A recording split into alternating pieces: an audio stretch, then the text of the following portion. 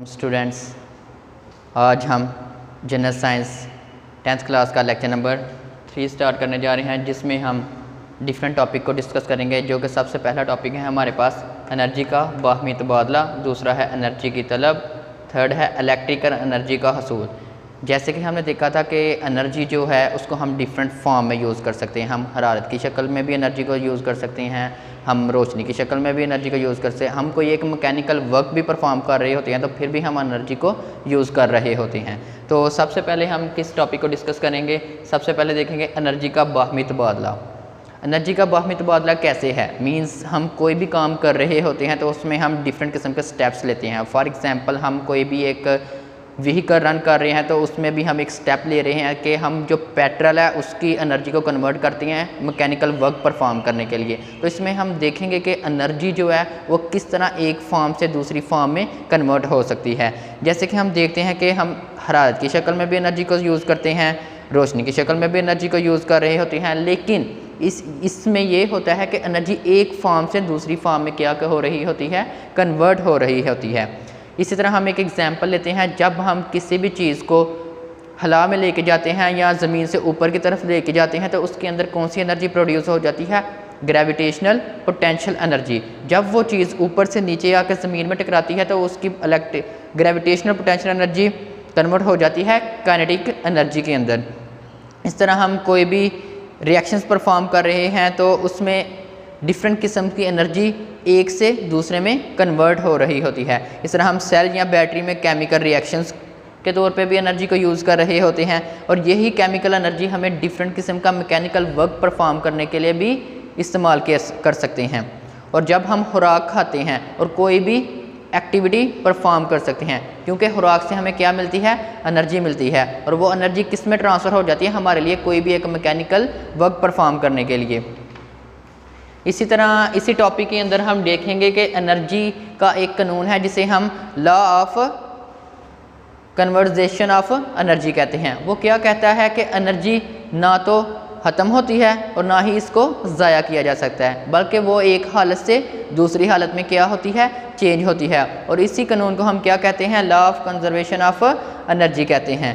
Okay, इसी तरह इस टॉपिक को हमने देख लिया। इस तरह हम दूसरे टॉपिक की तरफ आते हैं जो है एनर्जी की तलब। आज से हज़ारों साल पहले देखा जाए तो डिफरेंट वर्क्स परफॉर्म करने के लिए डिफरेंट किस्म का मैकेनिकल वर्क यूज़ हो रहा होता था।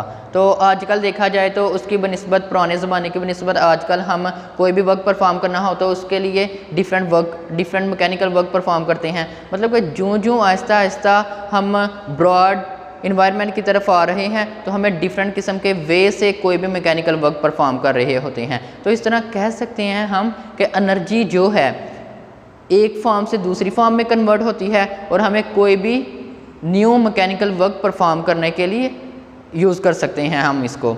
इस तरह हम कह सकते हैं आज से 50 साल या पहले घरों में बिजली के बल्ब यूज़ नहीं हुआ करते थे।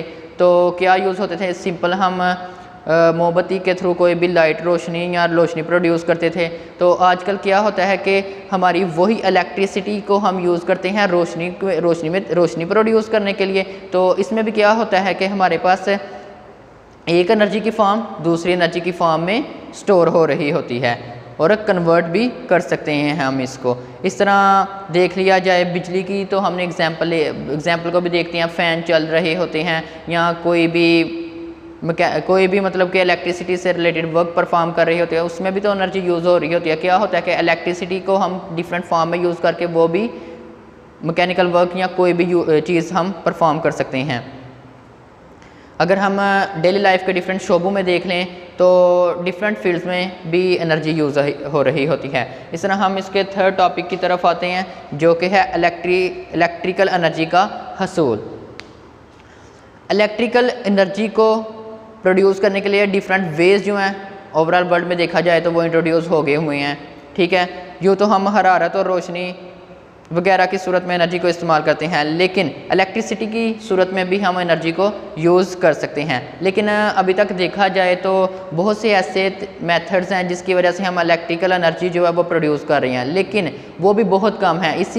यही ज़रूरियात को पूरी करने के लिए अब कुछ तरीक़ेकार निकाले गए हैं जिसके ज़रिए हम क्या कर सकते हैं, इलेक्ट्रिसिटी या तो फिर इलेक्ट्रिकल एनर्जी जो है वो प्रोड्यूस करते हैं। कुछ रवायती तरीके हैं, कुछ गैर रवायती तरीके हैं, वो इंशाल्लाह हम नेक्स्ट लेक्चर में डिस्कस करेंगे।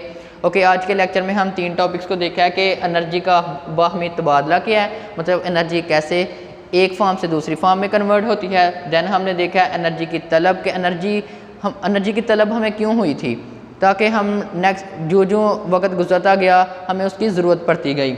इस तरह हमने देखा था कि इलेक्ट्रिकल एनर्जी का हसूल क्या है, हम इसको किस वे से मतलब कि प्रोड्यूस कर सकते हैं, मतलब कि किस तरह यूज़ कर सकते हैं। इसको रवायती तरीक़ों से भी यूज़ कर सकते हैं और गैर रवायती तरीक़ों से भी यूज़ कर सकते हैं। ओके स्टूडेंट्स, आप लोग डेली बेसिस पे जो भी लेक्चर्स अपलोड होते हैं उनको डेली आप व्यू किया करें और घर में उसको एक दफ़ा बुक से भी रीड किया करें। ओके स्टूडेंट्स, आज का लेक्चर हम वाइंड अप करते हैं।